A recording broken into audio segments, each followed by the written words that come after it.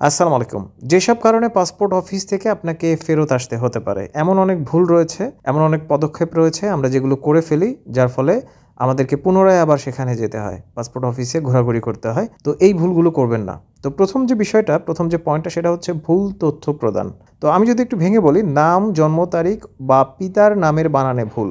এই ভুলগুলো যদি করে ফেলেন তাহলে আপনাকে পুনরায় আবার পাসপোর্ট অফিসে যেতে হবে। তো এখানে একটি গুরুত্বপূর্ণ পয়েন্ট হচ্ছে যে পুনরায় আবেদন করা না কিন্তু।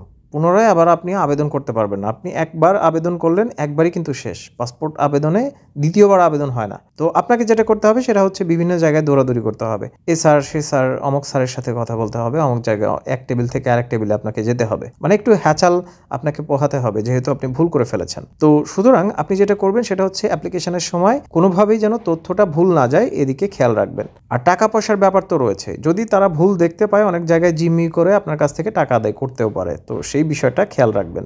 সেকেন্ড যে পয়েন্টটা সেটা হচ্ছে ঠিকানার সাথে জাতীয় পরিচয়পত্র বা অন্যান্য নথির ঠিকানার মিল না থাকা। এই ক্ষেত্রে আপনি একটু সতর্ক থাকবেন। থার্ড যে পয়েন্টটা সেটা হচ্ছে শিক্ষাগত যোগ্যতা বা পেশার ভুল তথ্য প্রদান। তারপরে দ্বিতীয় যে বিষয়টি প্রয়োজনীয় নথির অভাব। এমন অনেক নথি রয়েছে যেগুলো আপনি নিয়ে গেলেন না, তাহলে আপনাকে পুনরায় আবার যেতে হবে। এই ক্ষেত্রে আর পুনরায় অ্যাপ্লিকেশনের প্রয়োজন নাই, কিন্তু আপনাকে পুনরায় বাসায় এসে আবার আপনাকে যেতে হবে। তো সেই ক্ষেত্রে আপনাকে যেটা করতে হবে, এই জিনিসগুলো আপনাকে একটু ভালো করে জেনে নিতে হবে।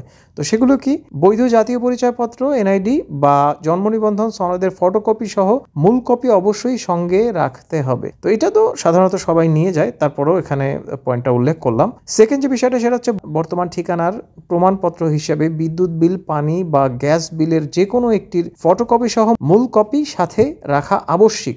পাসপোর্ট নিবন্ধন ফর্মে বৈবাহিক অবস্থা যদি বিবাহিত মানে ম্যারিড দেন, তাহলে অবশ্যই বিবাহ সনদের ফটোকপি সঙ্গে রাখতে হবে। তথ্য যাচাইকারী কর্মকর্তা এটির কপি আপনার কাছে দেখতে চাইতে পারেন, তো সেই ক্ষেত্রে তখন আপনি দেখাবেন। পাসপোর্ট নিবন্ধন ফর্মে যদি নির্দিষ্ট পেশা বা শিক্ষার্থী উল্লেখ থাকে, তাহলে অবশ্যই ছবিযুক্ত জাতীয় পরিচয়পত্র বা আইডেন্টিটি কার্ড সাথে রাখতে হবে। থার্ড যে পয়েন্টটা, পাসপোর্ট ফি প্রদানের সমস্যা।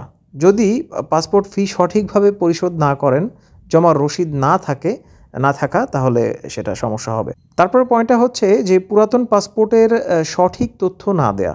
আমি যদি একটু ভেঙে বলি, পুরাতন পাসপোর্ট জমা না দেওয়া বা সঠিক নম্বর প্রদান না করা। পাসপোর্টের আবেদন ফর্ম পূরণের আগে সব তথ্য সঠিকভাবে যাচাই করুন এবং প্রয়োজনীয় নথিপত্র ও ছবির মান নিশ্চিত করুন। তো এই যে তিনটা লাইনের যে শব্দগুলা বা যে বাক্যগুলা, এই বাক্যগুলাই সমস্ত ভিডিওর মূল বিষয়, যে আপনি ভালো করে পূরণ করুন এবং প্রয়োজনীয় নথিসমূহ সাথে রাখুন। দর্শক, আশা করছি ইনফরমেশনগুলো আপনাদের কাজে লাগবে। যদি ভিডিওটি ভালো লাগে অবশ্যই চ্যানেলটি সাবস্ক্রাইব করবেন।